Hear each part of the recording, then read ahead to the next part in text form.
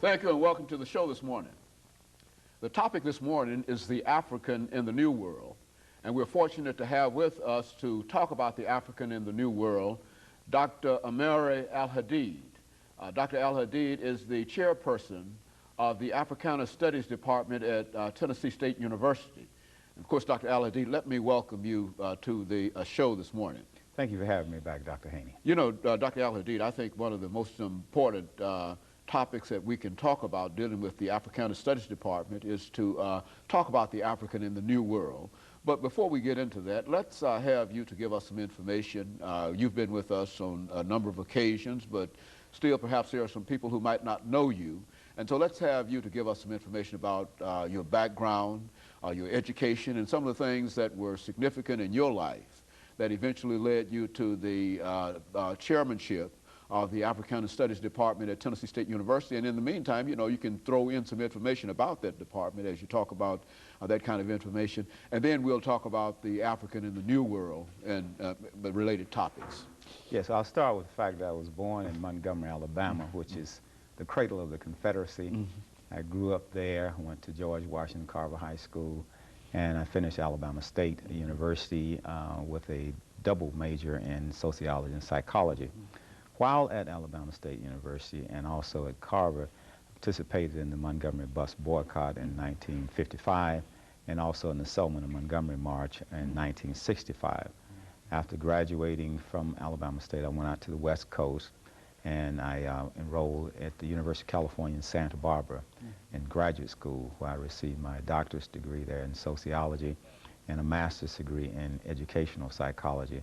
And I was one of the founders of the Department of Black Studies and the Black Culture Center at the University of California in Santa Barbara, which came online, I think, around 1971.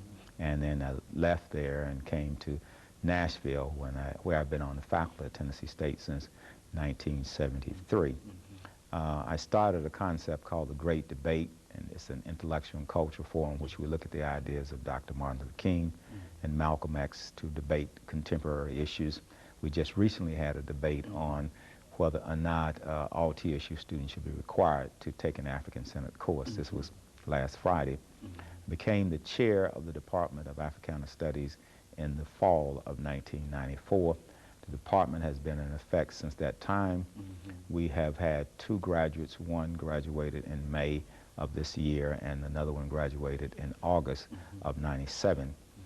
We had our grand opening in 1995. We expect to have 3 graduates in May of 1999.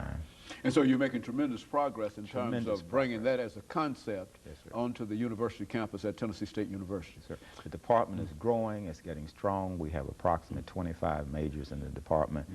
As I said, we're going to graduate 3 in May, and then in August we'll graduate another 3, and then possibly another 2 in December. So we're pretty much online in terms of meeting our goals and objectives for graduations. Dr. AAl-Hadid, what we'd like to do today is to, as we indicated earlier when we talked about the topic today, is to talk about the African in the New World. And of course, you certainly understand that when we talk about the African in the New World, we're talking about primarily the Americas, North America and South America. But very few people tend to connect the existence of Africans in South America with the existence of Africans in North America.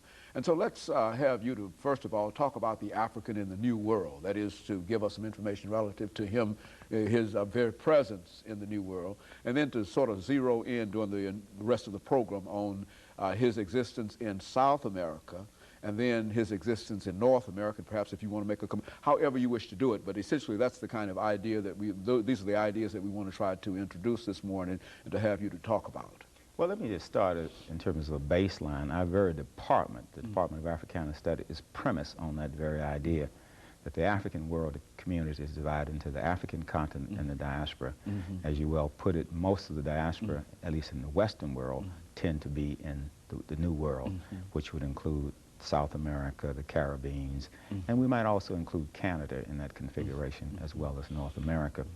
And what we have to realize, and we do this in our department, we offer African language, Kiswahili, Yoruba, and Arabic, and at the same time, our majors are required to take French, Spanish, Good. Okay. in addition to English. And what that says for us is the fact that we have a lot of our people in South America who do not speak English, they speak Spanish. In Brazil, they do not speak English, they speak Portuguese. And then you find the same phenomenon in the Caribbean.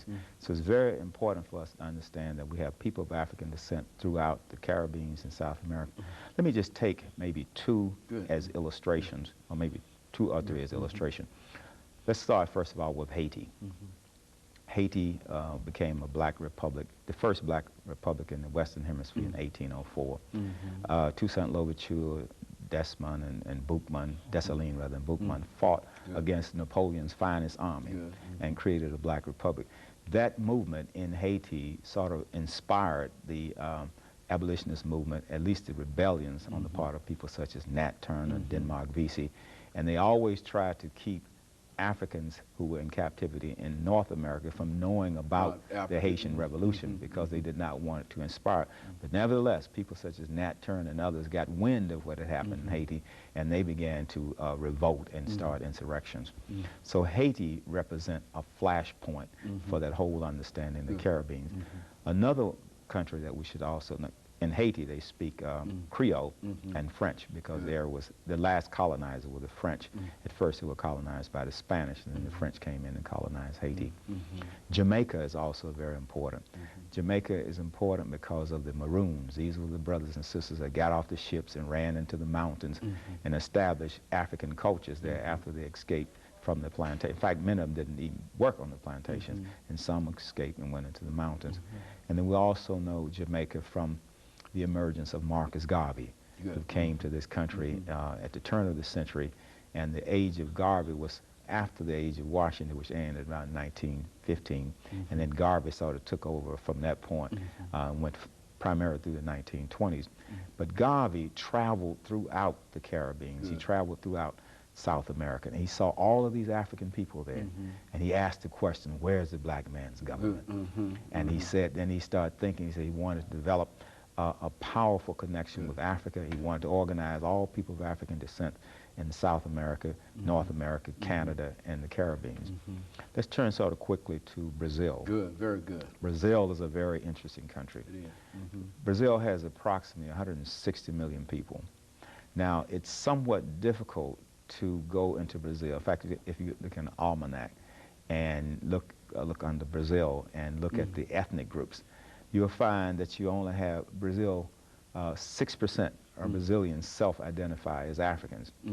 A lot of them see themselves as mestizos, as mulattoes, because in Brazil, there's a whole different configuration. They'd like for people to believe that they do not have a democracy based on race. But when you look at the color of the people, it is obvious that they are of African descent. So if you look at it from a color standpoint, there are about 60 million people of clearly of African descent, uncontaminated of African descent in Brazil. In spite of what they might, how they might describe themselves as census takers. Exactly, because the Portuguese had an assimilationist policy. It was okay to marry a Portuguese, and they had a different, and also had the Catholic Church was involved. But in the English-speaking countries, they practice strict segregation. So people in Jamaica and North America and Trinidad were not able to assimilate into the culture the way they did in places such as Brazil under the Portuguese. So that's why a lot of the people there in Brazil think of themselves more as Portuguese than they think of themselves as even indigenous Indians or Africans because of that strong identification with Portugal.